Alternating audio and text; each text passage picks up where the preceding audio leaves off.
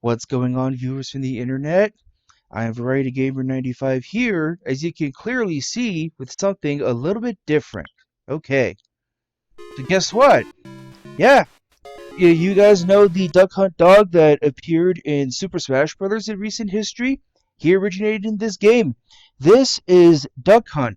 Yes, this is an NES Zapper game that actually managed to make its way to the Wii U Virtual Console.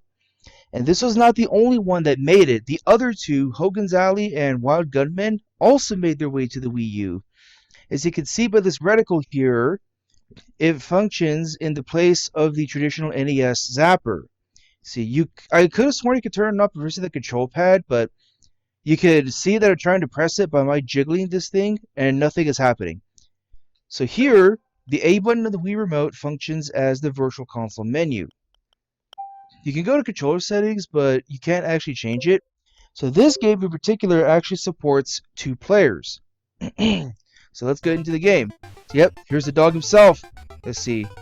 Oh, I see. You have to do it in the game itself. That's the way it works. Let's see here.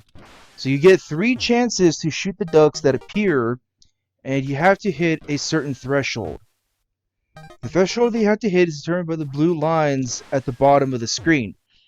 Yeah, in this case, you have to hit 6 out of 10, but as you play through the rounds, it gets higher and higher until you have to hit every last one. So if you manage to miss the duck, of course the dog's going to chuckle at you. You know, the thing that everybody hates. Yeah. Yeah, you can actually shoot the duck through the trees, too. So the way that this worked originally was, you played on a CRT. The NES Zapper does not work on modern televisions because it needs scan lines to tell whether the thing was shot. Okay, so if you can get all of them, you get a perfect bonus. See? So the way, as I was saying, the way it works is the NES Zapper needed scan lines to determine whether something was shot. Crap. Ah. Yeah, you actually...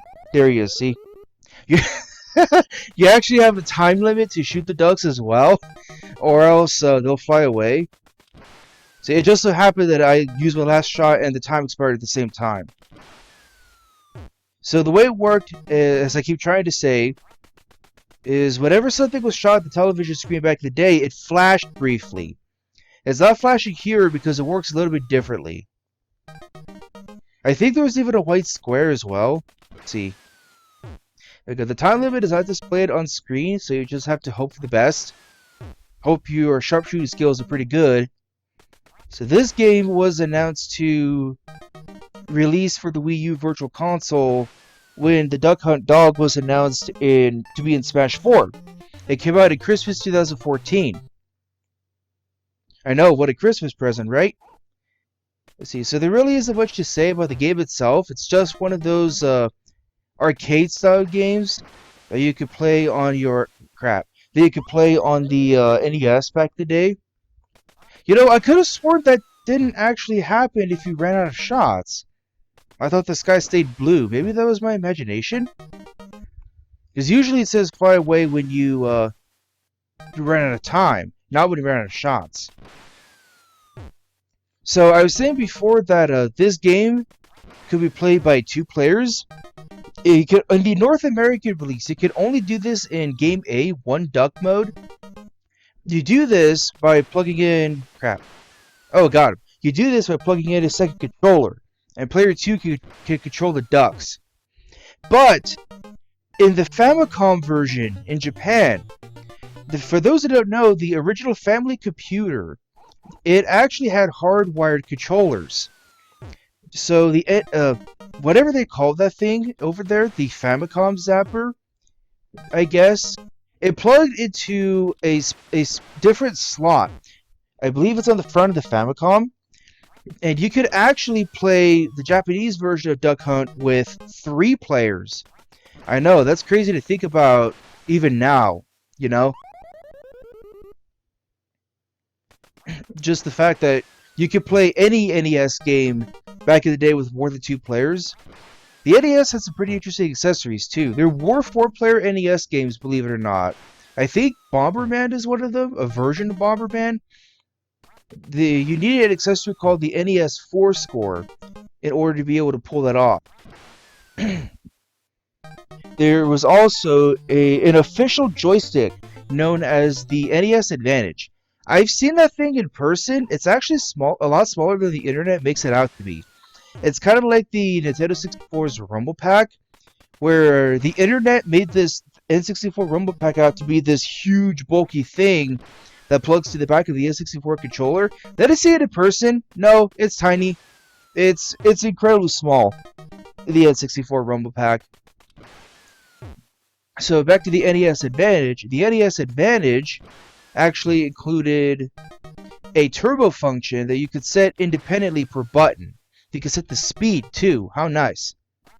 I believe the NES Zapper plugs into both controller slots at the NES because it has a switch for player 1 and player 2. Hey, got them all again. Nice.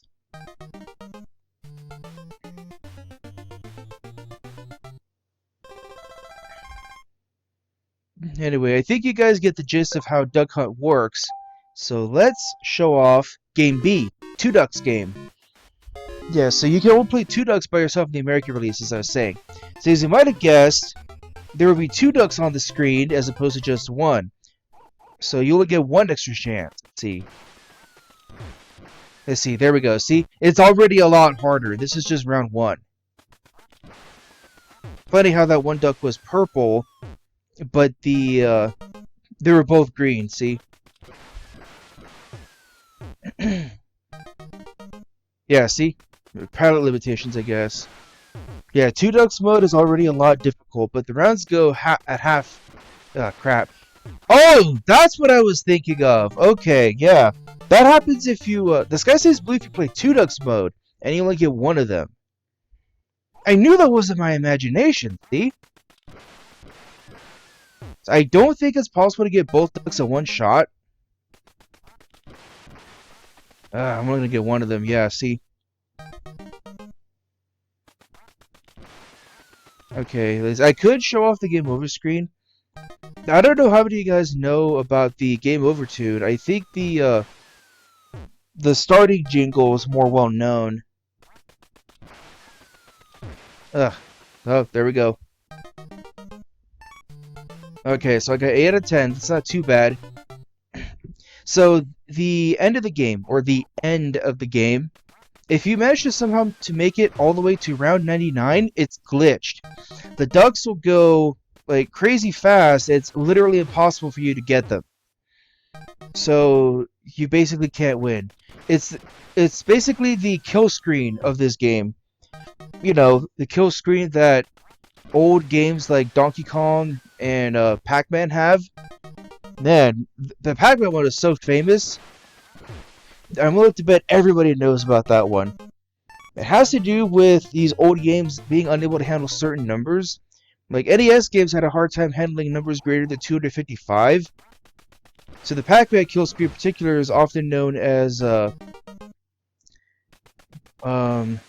256. That's what it is.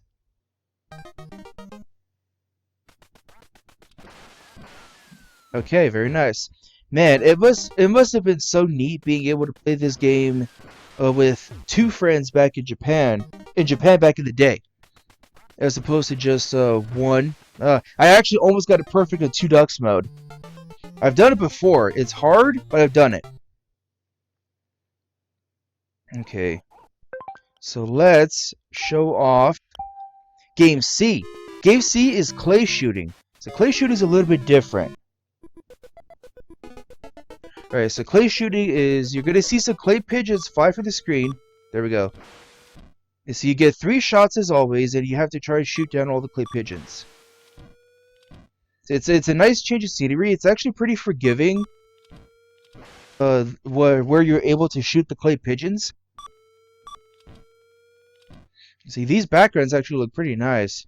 They're simple, you know, because it's an NES game. But they look really nice, I think. Like, you can see the mountain, the blue sky. The trees, too. Like, the trees actually have some level of detail. Even though it looks like a children's coloring book. Kind of like how I draw. Okay, that was actually something that I want to go over. I did release a separate video announcing this, but nobody seems to watch videos like that on my channel. So, at the time that I'm recording this, it is close to the end of April. My dog's barking again. It's close to the end of April 2022, and I plan on going on a summer break. This next batch of extra videos is among the last batch that I have planned to upload before I go on my summer break. Following this batch of extra videos will be my next Let's Play, Bomberman Quest. I played through it on the Super Game Boy. That was recorded back in February, March. And I'm looking forward to uploading it. So following this batch of extra videos, I'm going to get one. I'm going to get neither, never mind. I'll be going on a summer break. But I do have plans to release a couple more extra videos during the summer break. It's going to be fairly early on. So look out for those extra videos. I don't know if it's going to be 2 or 3. One of them will be a video describing my process behind making YouTube videos. As for the other one, it's a surprise. You'll see what I mean in time, don't worry. I'm not going to say anything about it yet. Anyway, I think I showed off a pretty good bit of this game. So, keep an eye out over the next few days of this is going up for the other NES Zapper games. Oh yes, I didn't actually bring this up. You press the B button to shoot, because the B button acts as the trigger for the NES Zapper. Alright, that'll just about do it for this video, huh? I'll see you guys next time for whatever comes next. Bye!